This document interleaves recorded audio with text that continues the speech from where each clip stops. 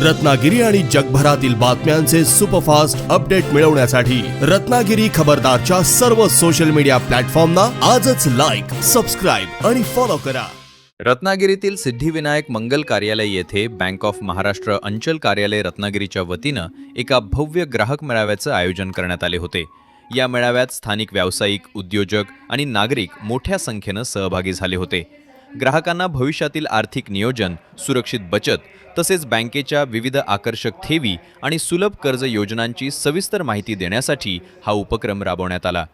यावेळी बँकेच्या उत्कृष्ट सेवांबद्दल अनेक ग्राहकांनी समाधान व्यक्त करत कौतुक केले, तर बँकेचे झोनल मॅनेजर सागर नाईक यांनी उपस्थितांना बँकेच्या नवीन डिजिटल उपक्रम आणि सेवांविषयी सविस्तर मार्गदर्शन केले। घनश्याम नाईक, सर्वप्रथम आपणा सर्वांचे बँक ऑफ महाराष्ट्र रत्नागिरी विभागाच्या वतीने पुनश्च हार्दिक स्वागत करतो व मनपूर्वक धन्यवादही व्यक्त करतो की आपण एवढ्या मोठ्या संख्येने इथं उपस्थित राहिलात। तसं म्हटलं तर आज हा ऑड डे आहे, सर्वांचे वेगवेगळे प्लॅन्स असतील, प्लस शनिवार सुट्टी असल्यामुळे ज्यांना कोणाला बाहेरगावी जायचं असेल त्यांचेही आपापले प्लॅन्स असतील, पण हे सगळं असूनसुद्धा आपण मोठ्या संख्येने इथे उपस्थित राहिला याचं द्योतक हेच आहे की आपलं बँकेवरचं प्रेम आणि विश्वास हा खूप दृढ आहे। तर मी परत एकदा आपल्या सर्वांचे खूप खूप धन्यवाद व्यक्त करतो।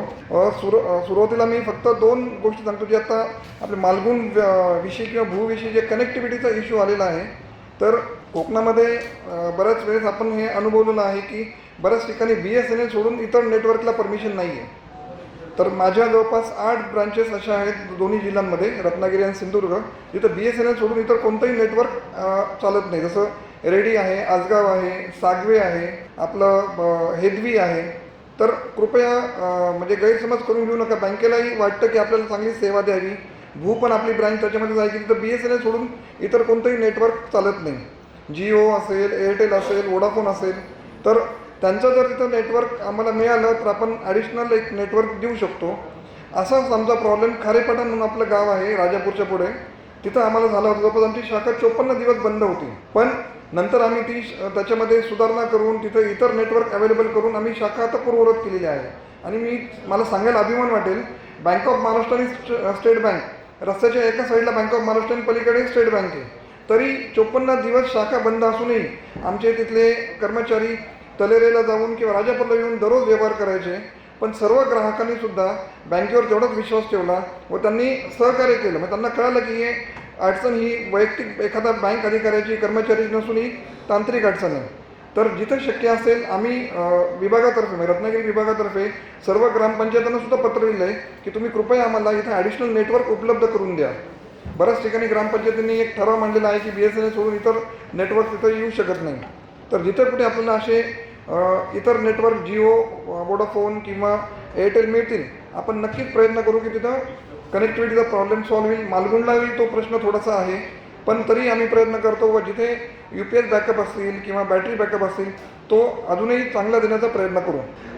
अजून एक सजेशन मांडलं होतं की सर्व ग्राहकांनी की आपापल्या शाखांमध्ये सुद्धा असे प्रकारचे मेळावे व्हावेत। कोकणामध्ये हा एक थोडासा आहे भाग आपला की तेवढी आपल्याला म्हणजे जर आपण मेळावा घ्यायचा असेल तुम्ही कृपया आम्हाला सांगा, आमची नक्कीच तयारी। आम्हाला आवडेल की आम्ही भू गावात किंवा राजापूरमध्ये किंवा दापोलीमध्ये, लांज्यामध्ये सगळीकडे जाऊन असे कार्यक्रम घ्यावेत। आणि आम्हाला आज सांगायला आनंदही वाटतो आहे, आज ह्या घडीला आज म्हणजे 21 ऑगस्ट 2026ला आपण रत्नागिरी आणि सिंधुदुर्ग या दोन्ही जिल्ह्यांमधून 7 ठिकाणी हा कार्यक्रम घेतो आहे। दापोलीमध्ये आहे, चिपळूणमध्ये आहे, रत्नागिरीला आहे, लांज्याला आहे, कणकवलीला आहे, कुडाळला आहे आणि बांद्याला आहे। आणि आमच्या सर्व 47 शाखा, दोन्ही जिल्ह्या मिळून आमच्या 47 शाखा आहेत, तर सर्व 47 शाखा त्याच्यामध्ये ॲक्टिव्हली पार्टिसिपेट झालेल्या आहेत। म्हणजे कुठेही असं नाही की एकही शाखेमध्ये हा कार्यक्रम झालेला नाही आहे, फक्त वेळेअभावी किंवा गरजेअभावी आपण तसं एकत्र ऑर्गनाईज केलं आहे। पण आम्हाला नक्कीच हे आवडेल की ज्या ज्या ठिकाणी शक्य असेल त्या आपण एखादा मंदिरामध्ये, कुठे ओपन ग्राउंडमध्ये किंवा कुठे हॉल असेल तिथेही आपण आपले मेळावे घेऊ शकतो व ग्राहकांपर्यंत पोहोचण्याचा आमचा हा म्हणजे प्रयत्न हा निरंतर चालू राहणार आहे, तो कधी संपणार नाही। एक कर्जमाफी आणि प्रोसेसिंग फीबद्दल थोडंसं मत व्यक्त केलं एका आपल्या सन्माननीय ग्राहकांनी। तर मी सर्वांना आधी सांगू शकतो की मी स्वतःही एक कृषी पदवीधर आहे, त्यामुळे आणि माझंही शिक्षण दापोलीमध्ये झालं आहे, म्हणजे माझी कर्मभूमी ही कोकणच आहे। 4 वर्ष BSCचं शिक्षण हे कोकण कृषी विद्यापीठ दापोली येथे झाल्यामुळे मला इथल्या बऱ्यापैकी जिओग्राफीची माहिती आहे। जसे आंबा बागायतदार असेल किंवा काजू बागायतदार असेल किंवा आता आपले फिशिंग इंडस्ट्रीमध्ये आपलं योगदान असेल, तर प्रोसेसिंग फी बँक का घेते हे सर्वांनी प्लीज म्हणजे समजून घ्या की सरकारी बँक जरी असली तरी आमचा पगार सरकार देत नाही. जसं राज्य सरकार किंवा केंद्र सरकारच्या कर्मचाऱ्यांचा पगार ते रिस्पेक्टिव्ह गव्हर्नमेंट देत असतं, आमचा पगार सरकार देत नाही. आमचा पगार आम्ही कमवतो. त्याचा अर्थ कसा, बँक ज्या ठेवी स्वीकारते त्या ठेवीच्या विरुद्ध बँक सर्वांना ग्राहकांना कर्ज पुरवठा करते. ठेवी समजा मी 60% स्वीकारल्या, बँकेने 9% कर्ज पुरवठा केला, हे जे 2% असतात मध्ये, त्या 2% बँकेचा पूर्ण ऑपरेशनल एक्सपेन्सेस किंवा सगळं सॅलरी एक्सपेन्सेस बँक खर्च करते. त्यातूनच बँक प्रॉफिट कमवते. आणि बँक म्हणजे आता आम्ही बँक ऑफ महाराष्ट्र ज्यामध्ये केंद्र सरकार हे सर्वात मोठं आमचे गुंतवणूकदार आहे, जवळपास 75% स्टेक हा सेंट्रल गव्हर्नमेंटचा आहे. तर बँक दरवर्षी सरकारला खूप मोठ्या प्रमाणात डिव्हिडंडही देते. मला सांगायला आवडेल, मागच्या वर्षी बँकेने जवळपास 2000 कोटी रुपयेचा डिव्हिडंड हा केंद्र सरकारला दिला होता, की ते आमचे मुख्य म्हणजे पुरस्कार आहेत. तर सांगायचा उद्देश असा की प्रोसेसिंग फी किंवा इतर चार्जेस कोणतीही बँका का घेत असतील, म्हणजे आम्हीच नाही पण कोऑपरेटिव्ह असतील, बँक ऑफ इंडिया असेल, स्टेट बँक असेल की इतर बँका असतील, फक्त आपल्या ऑपरेशनल गरजा भागवण्यापुरतं तरी आपल्याला उत्पन्न मिळालं पाहिजे, हा बँकेचा हेतू असतो. तर त्यामुळे ही प्रोसेसिंग फी घेतली जाते. तरीही कृषी म्हणजे धारकांसाठी, कृषी कर्जधारकांसाठी 2 लाखापर्यंत फी आपण ही कमी असते, ती नगण्य नाहीच आहे 2 लाखापर्यंत. पण 2 लाखाच्या वरती, आणि ह्या रिझर्व्ह बँकेच्या गाईडलाईन्स आहेत, ही वैयक्तिक कोणती बँक म्हणजे बँक ऑफ महाराष्ट्राच्या गाईडलाईन्स नाही. 2 लाखापर्यंत अल्पभूधारक शेतकऱ्यांसाठी जो पतपुरवठा होतो तो आपला विदाऊट प्रोसेसिंग फी वगैरे होतो. पण 2 लाखाच्या वरती आपल्याला नक्कीच काही प्रोसेसिंग फी आपण घेतली जाते. जिथे आणि कोकणामध्ये बरेच शेतकरी, आपलं जर आंब्याचं आपण पीक धरलं तर एका झाडामागे आपण जवळपास 3000 रुपयाचा फायनान्स करतो. तर आपण जर 100 झाडं जरी असतील तर आपले 3-3.5 लाख आपला फायनान्स होतो. त्यामुळे नक्कीच आपलं 2 लाखाच्या वरती आपली बाकी गेल्यामुळे किंवा कर्जाचा पुरवठा केल्यामुळे प्रोसेसिंग फी लागत असेल. पण तरी जिथे कुठे आपल्याला वाटते की कुठे चुकीचे चार्जेस लागलेत, पेनल चार्जेस लागले, जी तुमची चूक नाही आहे, तुम्ही प्लीज आम्हाला सांगा. जिथं शक्य असेल आणि जे योग्य असेल ते आम्ही तुम्हाला व्यवस्थित करून देण्याचा नक्कीच प्रयत्न करू. आणि आपण म्हणजे सावकार नाही आहोत हे लक्षात घ्या. मी नेहमी कमी व्याजदराने आपल्याला ते कर्ज उपलब्ध करून देते. त्याचा मागचा हेतू हाच आहे की आपल्याला पिढीला घडवायचं आहे, सर्वांना मदत करायची आणि सर्व सन्माननीय ग्राहकांना त्यांच्या ज्या अपेक्षित गरजा असतील त्या पूर्ण करायच्या आहेत. कार लोन, जसं मला वाटतं आमचा एक सहकारी दिवाकर जो की बाहेर राज्यातला आहे, त्यांनी सांगितलं की म्हणजे महाराष्ट्रात तसंही आपण पहिल्यापासून प्रोग्रेसिव्ह असल्यामुळे कारची चांगली डिमांड आहे. 7.45 जो आपला व्याजदर आहे तोही पूर्ण बँकिंग इंडस्ट्रीमध्ये वन ऑफ दी लोएस्ट आहे. तर मला नक्कीच आवडेल की आपण आपल्या पूर्ण गरजा म्हणजे बँकेला सांगाव्या. मध्यंतरी आम्ही कार डीलर्सचं पण एक असं वर्कशॉप घेतलं होतं मानस हॉटेलमध्ये. तिथे आम्ही त्यांना विनंती केली की तुमच्या सर्वांच्या मनामध्ये, सर्व ग्राहकांच्या मनामध्ये bank of Maharashtra he preferred bank म्हणजे नंबर 1ला असली पाहिजे. जर ह्या बँकेत काम नाही झालं तर मी दुसरीकडे जाईल. म्हणजे जसं सावंतसाहेब आम्हाला नेहमी जसं सांगतात की तुम्ही आधी मला सांगा की तुमच्याकडून होणार नाही तरच मी दुसऱ्यांचा दरवाजा ठोकावेल, अदरवाईज मी दुसरीकडे जाणार नाही.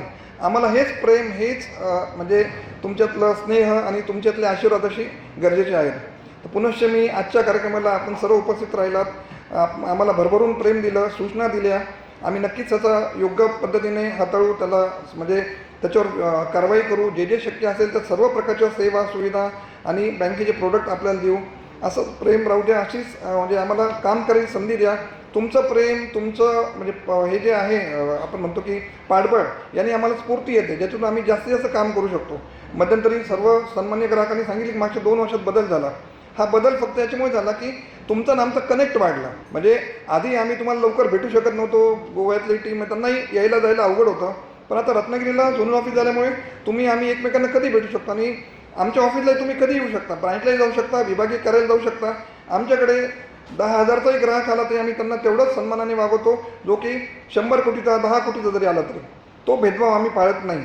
म्हणजे आम्ही परत एकदा सावकार नाही आहोत, आम्ही पब्लिक सर्वंट, केंद्र सरकारच्या अधीनस्थ राहून आपल्या सर्व ग्राहकांचे शंका समाधान किंवा सर्व फायनान्शियल नीड्स पूर्ण करण्यासाठी कटिबद्ध आहोत. तर पुनश्च सर्वांचे खूप खूप धन्यवाद आणि असेच आपले आशीर्वाद राहू द्या. प्रत्येकाने 3 ग्राहक मला नवीन द्या, एवढीच माझी तुम्हाला नम्र विनंती आहे. धन्यवाद. खूप जास्त नफा कमवणं नाही आहे. बँकांची जी मी तुम्हाला गणित सांगितलं की 60%, 9% किंवा 8%, 10%, ह्या 1.5 ते 2% पूर्ण खेळ असतो की बँक स्वतःचं उत्पन्न कमवते, त्यातून सगळं कर्मचाऱ्यांचा पगार करते, इन्कम टॅक्स देते, बँक इतर सर्व माझे जे म्हणजे 28 शाखा आहेत, 28 शाखांचं पूर्ण ऑपरेशन तिथून चालतं. प्लस बऱ्याचशा शाखा आमच्या ह्या म्हणजे 90% शाखा ह्या रेंटेड असतात, ते रेंट पण आपण त्यांना देतो. तर हा सगळं ऑपरेशनल एक्सपेन्सेस या खर्चातून इंटरेस्ट इन्कम जो आपण व्याजातून घेतो किंवा नॉन इंटरेस्ट इन्कम जो आपण प्रोसेसिंग फी किंवा याच्या मार्फत घेतो त्यातून निघतो.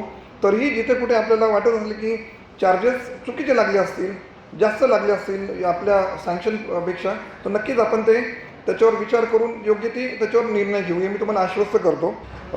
मला वाटतं हे 3-4 होते. आणि सावंत साहेबांचं जे सजेशन होतं की HO हेड ऑफिसला थोडंसं आपण एक्सपेडिट केलं पाहिजे, नक्कीच आम्हालाही तो प्रयत्न आहे आणि बँकही त्याच्यावर दररोज किंवा नेहमीच चिरंतन प्रयत्न करते. होतं आहे कसं फक्त की सागर नाईक ह्या व्यक्तीला रत्नागिरी हे गाव माहिती आहे. हेड ऑफिसला जेव्हा एखादी फाईल जाते त्यांना त्यांच्याकडे कागदांवर जास्तीत जास्त बघितलं जातं. आपल्याकडे जे आपण होतो आपल्याला व्यक्ती इथं माहीत असतो. त्या व्यक्तीमुळे आपण थोडेसे निर्णय, एखादा कागद राहिला तो उद्या देतील परवा देतील ह्या हेतून घेऊ शकतो. त्यांच्याकडे तसं नाही आहे. आणि मुळात भारतभरातून तिथे सगळे प्रपोजल येतात, त्यामुळे कधी कधी उशीर लागू शकतो. पण आम्ही पूर्णपणे प्रयत्न करतो की लवकरात लवकर आणि आपल्याला अपेक्षित असं सँक्शन मिळावं. रिन्युअलचे केसेस असतील किंवा नवीन लोन असेल, मला सांगायला नक्कीच आनंद वाटेल. म्हणजे सावंत साहेबांचं पण आहे. आणि आमचे कणकवलीचे ग्राहक होते. मागच्या वर्षी आम्ही त्यांना कांजूरमार्गला त्यांनी मॅरेज हॉल घेतला मुंबईला, कांजूरमार्ग रेल्वे स्टेशन जस्ट बाहेर कराळे म्हणून आमचे ग्राहक आहेत. तर हेड ऑफिसचं सँक्शन आम्ही त्यांना 20 दिवसात दिलं होतं, ज्यामध्ये 20 कोटीच्या घरात अमाऊंट होती. तर म्हणजे आपणही प्रयत्न करतो की लवकरात लवकर म्हणजे त्यांना मिळावं, सर्व ग्राहकांना त्याची मिळावी. जिथे कुठे कमी असेल नक्कीच आम्ही तो दुरुस्त किंवा इम्प्रूव्ह करायचा प्रयत्न करू. मला वाटतं जे आपल्या शंका होते तर मी बऱ्यापैकी म्हणजे उत्तर दिलं आहे. जरी आपलं काही समाधान झालं नसेल तर कृपया आम्हाला अप्रोच करा.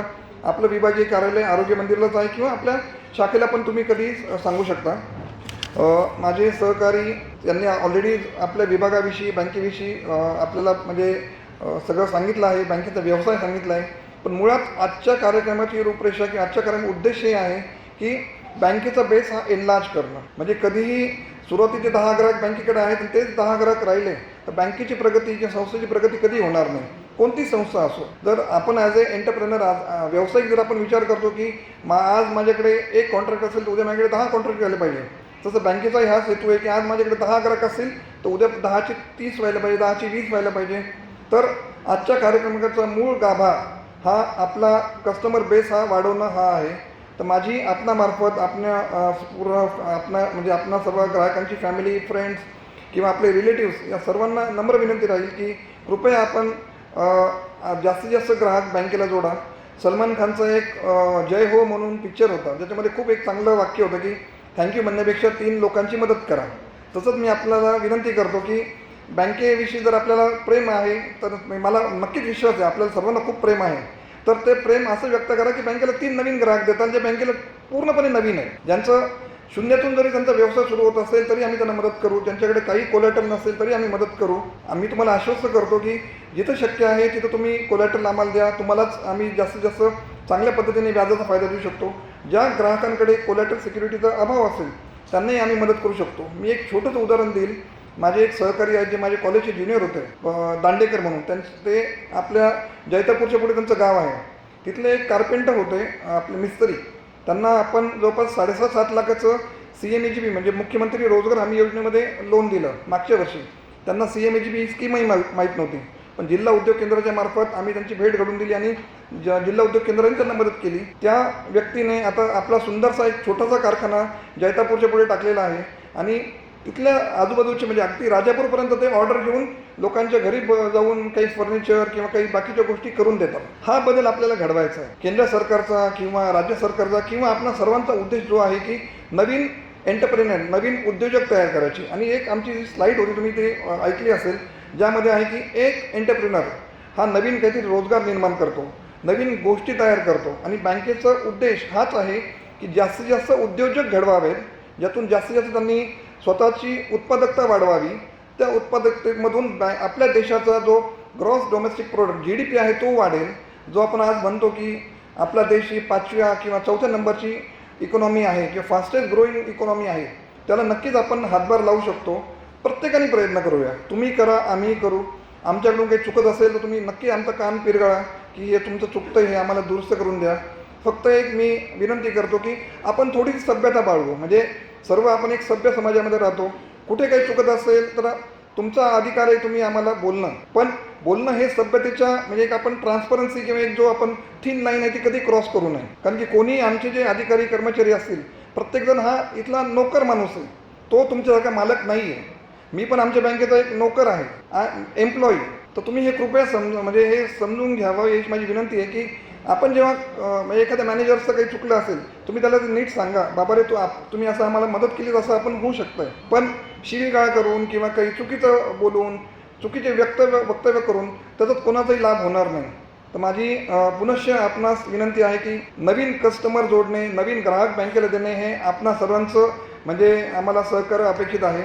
मला हा पूर्ण विश्वासही आहे की आजचा कार्यक्रम आपण तेव्हाच पूर्णपणे यशस्वी झाला असं समजू की बँकेला काही नवीन ग्राहक मिळतील ज्यामध्ये आपणा खूप मोठा वाटा असेल. जसं सावंत सरांनी कदम सरांना बँकेला इंट्रोड्यूस केलं, जसं बाबूशेठ आमच्याकडे आले आणि आता त्यांचा नवीन व्यवसाय की नवीन त्यांच्या गाड्यांचा वृद्धिंगत होतं. असेच खूप आले, म्हणजे फडणवीस साहेब असतील, असे माझ्याकडे खूप उदाहरणं मी मागच्या 2 वर्षात बघितले ज्यांचं मागचे 20, 25, 30 वर्ष बँकिंग हे इतर बँकांबरोबर होतं. Bank of India lead bank असल्यामुळे त्यांच्या शाखा जास्त असल्यामुळे बट ऑब्वियस लोकांचा कल तिथं असणं स्वाभाविक आहे, त्याच्यात काहीच गैर नाही. पण तरी आमचा हा प्रयत्न राहील की म्हणजे ज्या सेवा आम्ही तुम्हाला देऊ त्या परिपूर्ण देऊ, कुठेही काही त्रुटी ठेवणार नाही. व्याजामध्ये पण आम्ही तुम्हाला बेस्ट व्याज दर देऊ. जसं आपण बघितलं असेल आजच्या तारखेला होम लोन, हाऊसिंग लोनचं आपलं व्याजदर हे जवळपास 7% पूर्ण इंडस्ट्रीमध्ये HDFC bank, ICICI bank, state bank यांच्यापेक्षाही लोएस्ट आहे. कोणती बँक ते देत नाही. प्लस 1 ऑगस्टपासून आपण आपले प्रोसेसिंग फीज